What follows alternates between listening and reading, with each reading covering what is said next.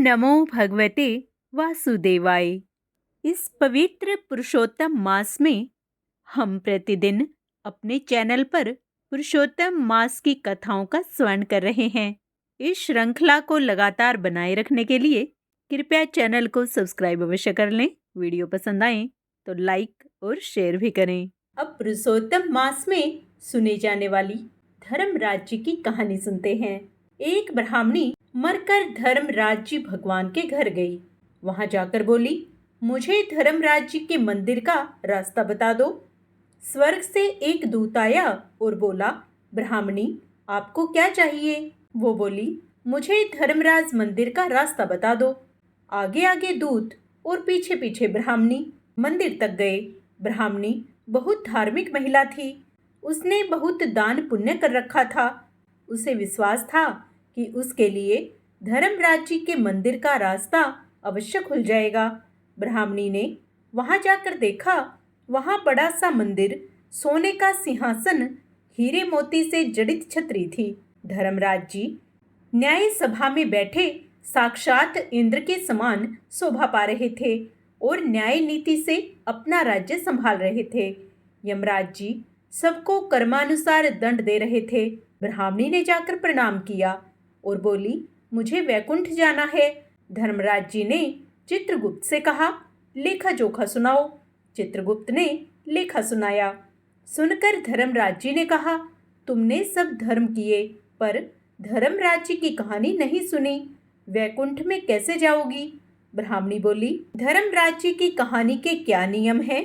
धर्मराज जी बोले, कोई 1 साल, कोई 6 महीने, कोई 7 दिन ही सुने, पर धर्मराज जी की कहानी अवश्य सुने, फिर उसका उद्यापन कर दे। उद्यापन में काठी, छतरी, चप्पल, बाल्टी, रस्सी, टोकरी, टॉर्च, साड़ी ब्लाउज का वेश, लोटे में शक्कर भरकर 5 बर्तन, 6 मोती, 6 मूंगा, यमराज जी की लोहे की मूर्ति, धर्मराज जी की सोने की मूर्ति, चांदी का चांद, सोने का सूरज, चांदी का साठिया ब्राह्मण को दान करे। प्रतिदिन चावल का साठिया बनाकर कहानी सुने। यह बात सुनकर ब्राह्मणी बोली, भगवान मुझे 7 दिन वापस पृथ्वीलोक पर जाने की आज्ञा दें। मैं कहानी सुनकर वापस आ जाऊंगी। धर्मराज जी ने उसका लेखा जोखा देखकर 7 दिन के लिए उसे पृथ्वी पर भेज दिया। ब्राह्मणी जीवित हो गई। ब्राह्मणी ने अपने परिवार वालों से कहा कि मैं 7 दिन के लिए धर्मराज जी की कहानी सुनने के लिए वापस आई हूँ। इस कथा को सुनने से बड़ा पुण्य मिलता है। उसने चावल का साठिया बनाकर परिवार के साथ 7 दिन तक धर्मराज जी की कहानी सुनी। 7 दिन पूरे होने पर वापस धर्मराज जी का बुलावा आया और ब्राह्मणी को वैकुंठ में श्री हरि चरणों में स्थान मिला। धर्मराज जी का मंत्र है, ओम क्रोम हरिम आम व्यवस्थाय धर्मराजाय भक्तानुग्रह कृते नमः। जो भक्त श्रद्धा भक्ति से विधि पूर्वक इस मंत्र के 1.25 लाख जप कर लेता है, उसे मृत्यु के पश्चात मोक्ष की प्राप्ति होती है। उसे भगवान श्री हरि के चरणों में स्थान प्राप्त होता है। जन्म मृत्यु के बंधन से मुक्ति मिल जाती है। धर्मराज 10वीं के व्रत में यही कहानी सुनी जाती है। धर्मराज के व्रत की उद्यापन विधि है, वैकुंठ चौदस को यह व्रत करें। जोड़ा जोड़ी की पोशाक, 5 बर्तन, सैयादान, 1.25 किलो लड्डू, डांगड़ी, चप्पल जोड़ी, छतरी, चांदी की सीढ़ी, चांदी का साठिया, धर्मराज जी की सोने की मूर्ति पूजा करके ब्राह्मण को दे दें। यदि आपको धर्मराज की कहानी का उद्यापन करना है और अधिक दान देने की सामर्थ्य नहीं रखते, तो आप अपनी अक्षमता के अनुसार 1 लोटा शक्कर भरा हुआ ऋतुफल जैसे केले या अन्य फल, वस्त्र यथाशक्ति, कपड़े, धोती, दुपट्टा या साड़ी और ब्लाउज, और अपनी अक्षमता के अनुसार कुछ रुपए, यदि संभव हो तो छतरी, चप्पल या एक छोटा बर्तन अवश्य दान करें। हालांकि यह संभव ना हो तो सहज भाव से दिया गया छोटा दान भी पूरा फल प्रदान करता है। इस प्रकार से धर्मराज की कहानी का नियम पूर्ण होता है। अब आगे का अध्याय सुनते हैं। श्री नारायण बोले, चित्रगुप्त धर्मराज के वचन को सुनकर अपने योद्धाओं से बोले, यह कदर्य प्रथम बहुत समय तक अत्यंत लोभ से ग्रस्त हुआ, बाद में चोरी करने लगा। इसलिए यह प्रथम प्रेत शरीर को प्राप्त कर बाद में वानर शरीर में जाए, तब हम इसको बहुत सी नरक यातना देंगे। हे भट लोग, धर्मराज के ग्रह में यही कर्म श्रेष्ठ है। इस प्रकार चित्रगुप्त से आज्ञा प्राप्त होने पर भयंकर भट लोगों ने चित्रगुप्त की आज्ञा अनुसार शीघ्र वैसा ही किया और उस ब्राह्मण को पीटते हुए प्रथम प्रेत शरीर में करके फल रहित वन में रखा। वह ब्राह्मण प्रेत योनि को प्राप्त कर उस निर्जन गहन वन में अक्षुधा तृषा से अत्यंत व्याकुल होकर भ्रमण करने लगा। प्रेत योनि में होने वाले दुख को भोगकर बाद में फलों के चोरी करने से होने वाली वानर योनि को गया।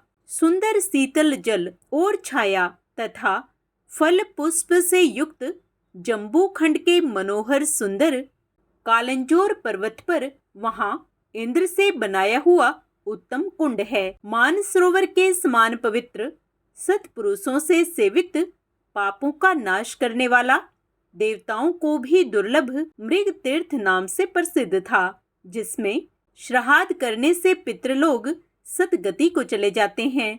वहां पर देवता लोग दैत्यों के भय से मृग होकर निरंतर निर्भय स्नान करने लगे। इसीलिए विद्वान लोग उस कुंड को मृग तीर्थ कहते हैं। मनुष्य शरीर को प्राप्त कर यह ब्राह्मण वहां पर फलों के चोरी करने के पाप से प्रथम वानर शरीर को प्राप्त हुआ। नारद मुनि बोले, त्रिलोक्य को पवित्र करने वाले रमणीय मृग तीर्थ में पाप कोटि से युक्त वह दुष्ट वानर कैसे वास करता था? हे नाथ, हे तपोधन, मेरे मन के संदेह को काटो, क्योंकि आपके समान गुरुजनों का अपने शिष्यों के विषय में कभी भी गोपनीय नहीं होता है। सूत जी बोले, हे विप्रलोग, इस प्रकार नारद मुनि से प्रेरित होने पर अत्यंत प्रसन्न तपोनिधि नारायण भगवान नारद मुनि का सत्कार करते हुए बोले। श्री नारायण बोले, कोई चित्रकुंडल नाम का महान वैश्य था। पतिव्रत धर्म में प्रायणा तारका नाम की उस वैश्य की स्त्री थी। उन दोनों ने भक्ति से पवित्र श्री पुरुषोत्तम मास का व्रत किया। जब पुरुषोत्तम मास का व्रत करते उन दोनों का श्री पुरुषोत्तम मास बीत गया। अंतिम वाले दिन के आने पर स्त्री के साथ हर्ष से युक्त श्रद्धा पूर्वक चित्रकुंडल ने उद्यापन किया। पुरुषोत्तम मास के उद्यापन विधि करने के लिए वेद और वेदांग को जानने वाले गुणी स्त्री सहित ब्राह्मणों को बुलाया। हे नारद, वहां पर धन के लोभ से करदय भी आया। उद्यापन विधि के पूर्ण होने पर चित्रकुंडल ने बहुत बड़े दानों से उन सपत्नीक ब्राह्मणों को प्रसन्न किया। उन समस्त ब्राह्मणों के प्रसन्न होने पर भूयसी दक्षिणा को दिया। उस दी हुई भूयसी दक्षिणा से प्रसन्न अन्य सब ब्राह्मण घर को चले गए, परंतु अत्यंत लोभी करदय उस वैश्य त्रिकुंडल के सामने रोता हुआ खड़ा हो गया और विनय से नम्र होकर गदगद वाणी से बोला, हे चित्रकुंडल, हे भगवत भक्ति के सूर्य, आपने पुरुषोत्तम मास का व्रत विधि से अच्छी तरह किया।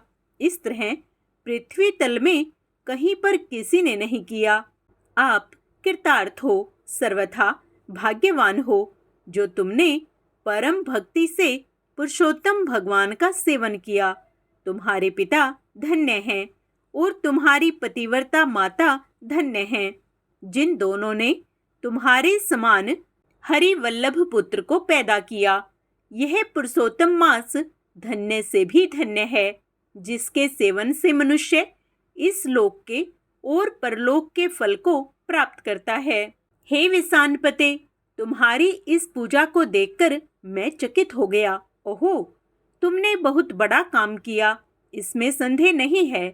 हर्ष से दूसरे ब्राह्मणों को भी बहुत सा धन दिया। हे भूरिद, भाग्यहीन मेरे लिए क्यों नहीं देते हो? इस प्रकार करदे के कहने पर चित्रकुंडल वैश्य ने करदे को धन दिया। करदे ने धन को लेकर प्रसन्नता से उसको जमीन में गाड़ दिया। वहां पर करदे ने श्री पुरुषोत्तम की बड़ी पूजा देखी और धन के लोभ से पुरुषोत्तम मास की प्रशंसा की। पूजा के दर्शन महात्म्य से और पुरुषोत्तम भगवान की स्तुति से तथा धन का लोभ होने पर भी मृग तीर्थ को गया। सूत जी बोले, दर्शन से, स्तुति से, धन के लोभ करने से भी दुष्ट वानर को उत्तम तीर्थ का सेवन हुआ। हे द्विज लोग, श्रद्धा से आदर पूर्वक पुरुषोत्तम देव के दर्शन और स्तुति में तत्पर सपत्नीक के पुण्य का क्या कहना है? नारद मुनि बोले, ब्राह्मण, सुंदर वृक्षों से शोभित सुंदर शीतल जल वाले मनोहर घनी छाया वाले वन में उसके रहने का कारण क्या है, सो आप कहिए। श्री नारायण बोले, हे नारद, हे अनघ, तुम सुनो। इस पाठ के स्वर्ण से पापों का नाश हो जाता है।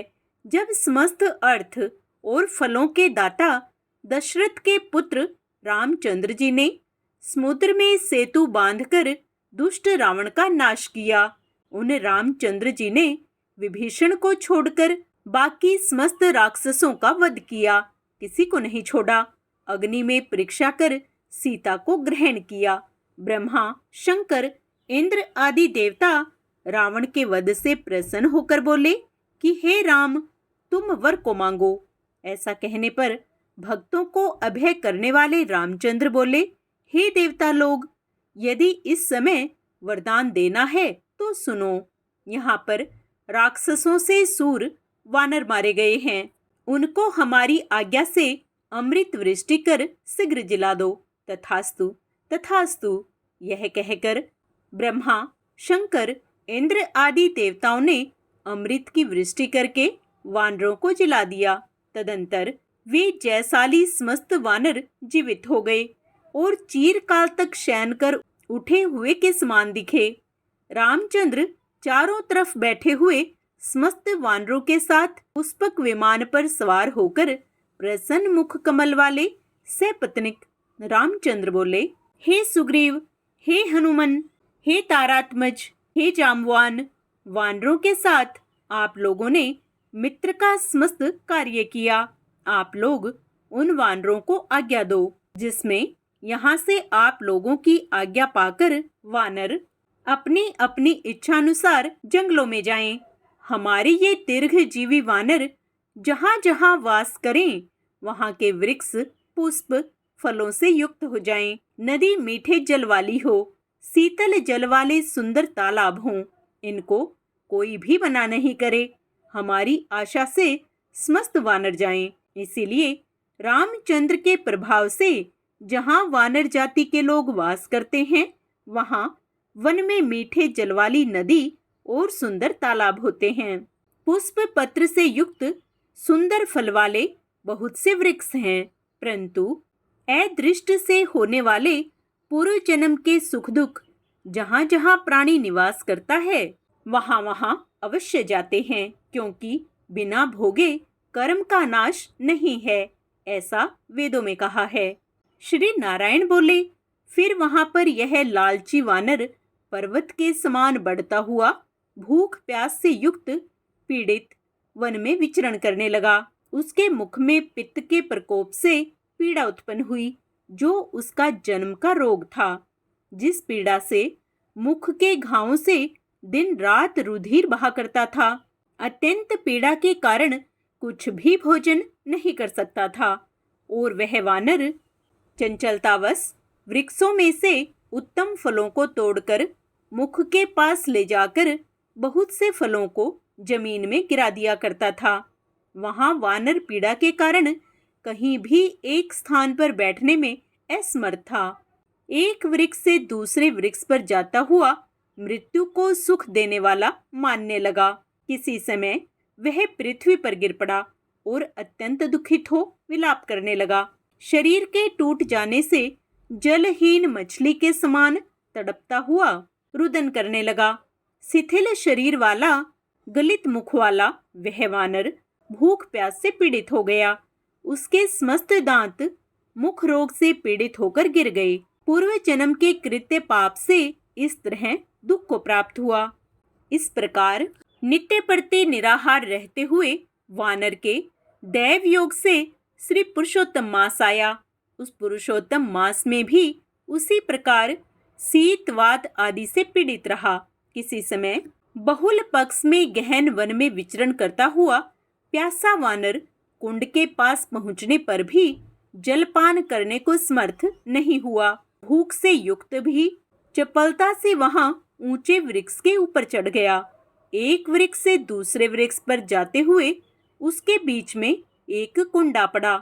बहुत दिनों से निराहार, शिथिल इंद्रिय और जर्जर शरीर वाला निर्बल स्थिर प्राण वाला कुंड के तट भाग में आया। इस प्रकार 10वीं तिथि से 4 दिन तक वानर को श्री पुरुषोत्तम मास स्नान उस कुंड में लोट लोट करके बीत गए।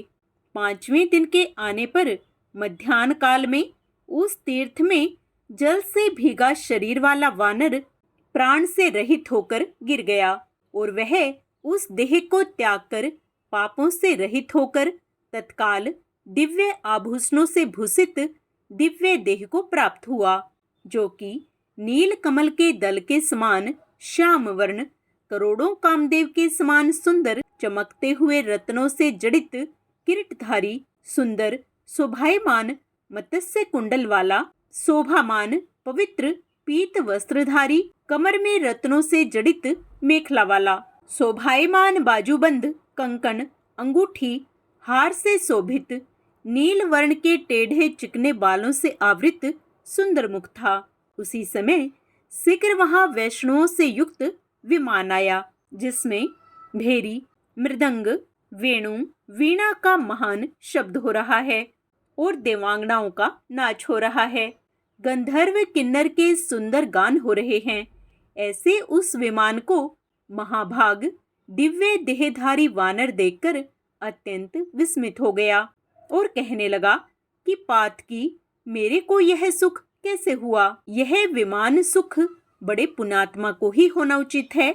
इसके बाद कोई देवांगना उसके ऊपर चंद्रमा के समान श्वेतकृत छत्र को धारण करती हुई, कोई 2 अप्सराएं हर्ष से उसको दोनों तरफ चामर को ढुला रही हैं, कोई पान हाथ में लिए खड़ी है और उसके सामने अप्सराएं नाच रही हैं, कोई गंगा जल से भरी हुई झारी को लिए खड़ी है, कोई उसके सामने खड़ी होकर गाने बजाने में तत्पर है। इस प्रकार उस वैभव को देखकर चित्र में बने हुए में समान निश्चल हो गया।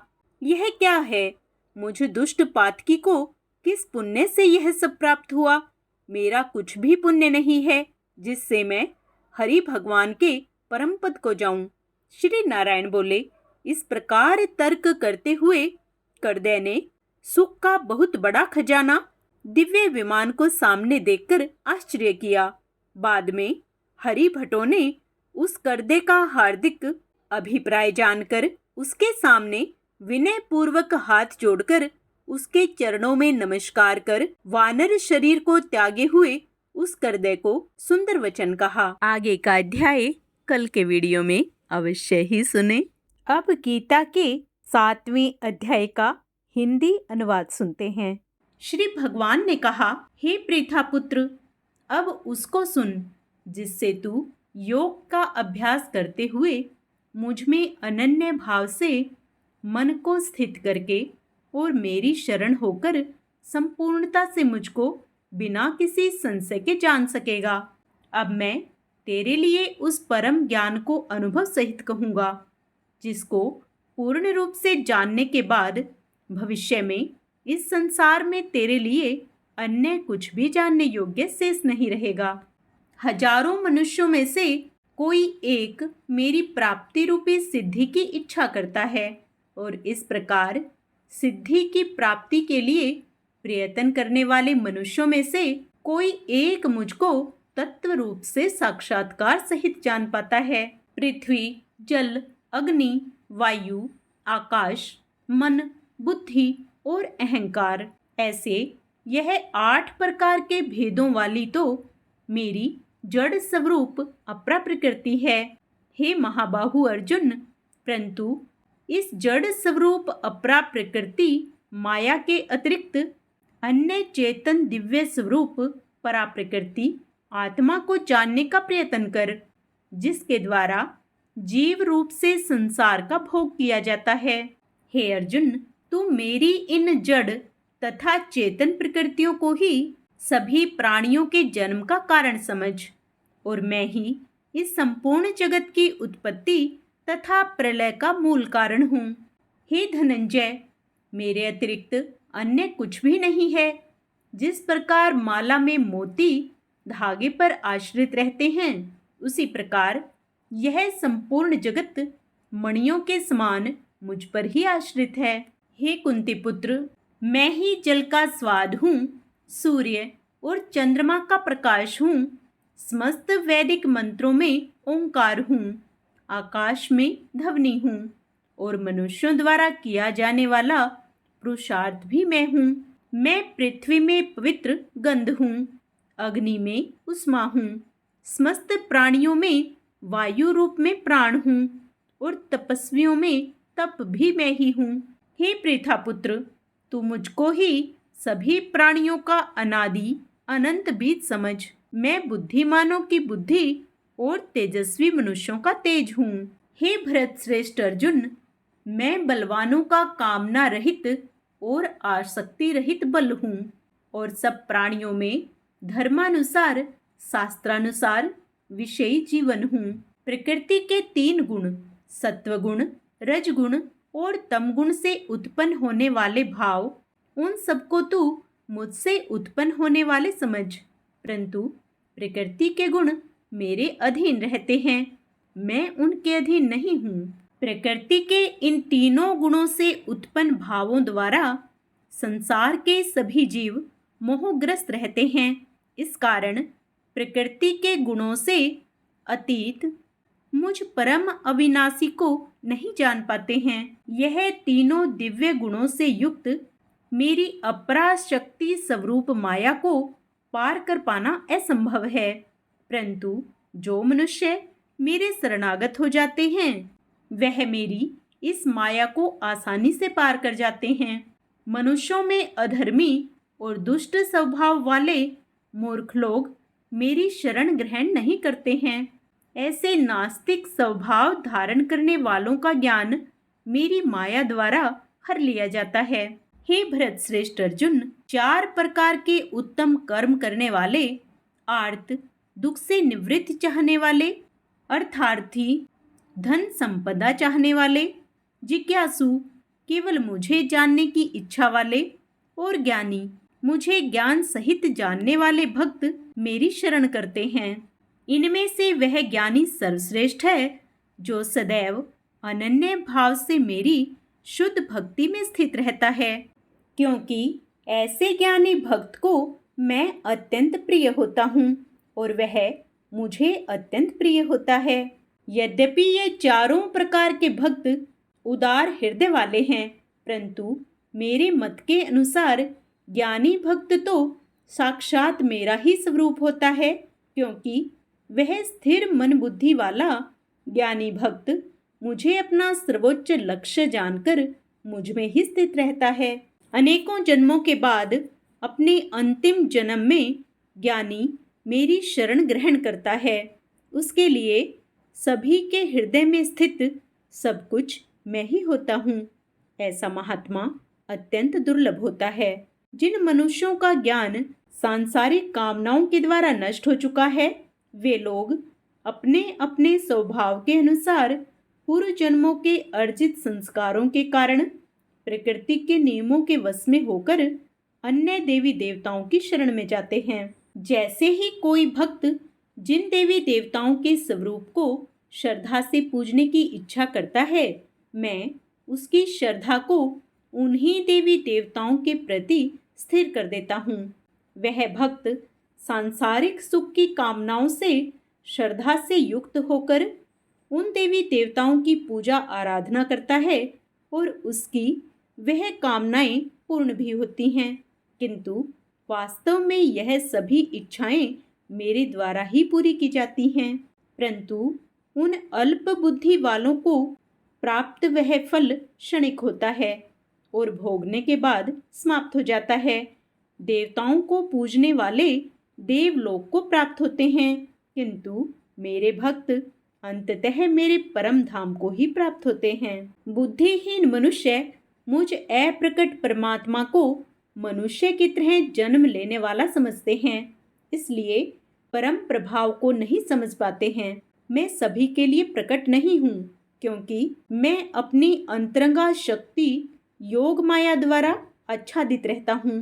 इसलिए यह मूर्ख मनुष्य मुझ अजन्मा अविनाशी परमात्मा को नहीं समझ पाते हैं। हे अर्जुन, मैं भूतकाल में, वर्तमान में और भविष्य में जन्म मृत्यु को प्राप्त होने वाले सभी प्राणियों को जानता हूँ, परंतु मुझे कोई नहीं जानता है। हे भरतवंशी, हे शत्रु विजेता, संसार में सभी प्राणी इच्छा, द्वेष आदि द्वंद्वों से उत्पन्न मोह के कारण जन्म लेकर पुनः मोह को प्राप्त होते हैं।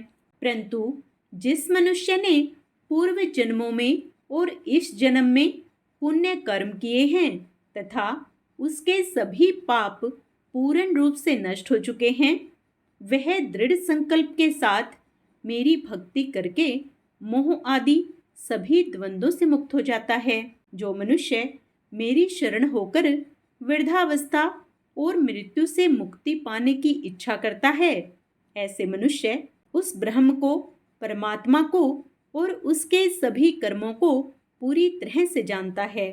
जो मनुष्य मुझ अधिभूत संपूर्ण जगत का कर्ता, अधिदैव, संपूर्ण देवताओं का नियंत्रक तथा अधियज्ञ संपूर्ण फलों का भोक्ता सहित जानता है और जिसका मन निरंतर मुझ में स्थित रहता है, वह मनुष्य मृत्यु के समय में भी मुझे जानता है। इस प्रकार उपनिषद, ब्रह्म विद्या तथा योग शास्त्र स्वरूप श्रीमद् भागवत गीता में श्री कृष्ण तथा अर्जुन के संवाद में भगवत ज्ञान योग नाम का 7वां अध्याय संपूर्ण हुआ। अब हम सब मिलकर भगवान कृष्ण की आरती करें।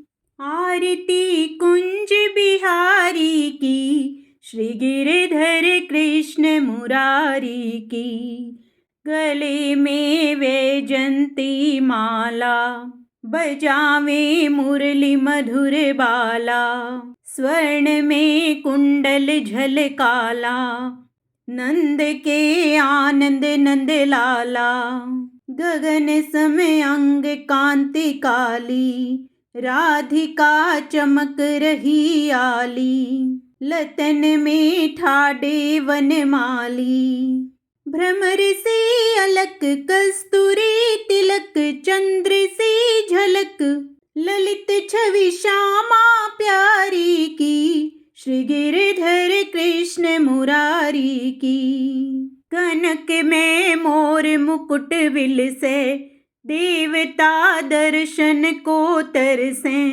गगन सो सुमन राशि बरसे, बजे मोर चंग मधुर मृदंग। ग्वालिने संग अतुल रति गोप कुमारी की, श्री गिरधर कृष्ण मुरारी की। आरती कुंज बिहारी की, श्री गिरधर कृष्ण मुरारी की। जहाँ ते प्रकट भई गंगा, कलुष कलिहारिणी श्री गंगा। स्मरण ते होत मोह भंगा, बसी शिव सी जटा के बीच। अरे अघ कीच चरण छवि श्री बनवारी की, श्री गिरधर कृष्ण मुरारी की। चमकती उज्ज्वल तट रेणु, बज रही वृंदावन बेनु।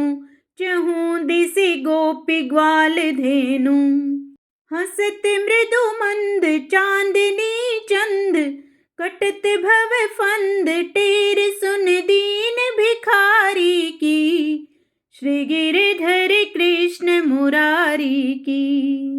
आरती कुंज बिहारी की, श्री गिरधर कृष्ण मुरारी की।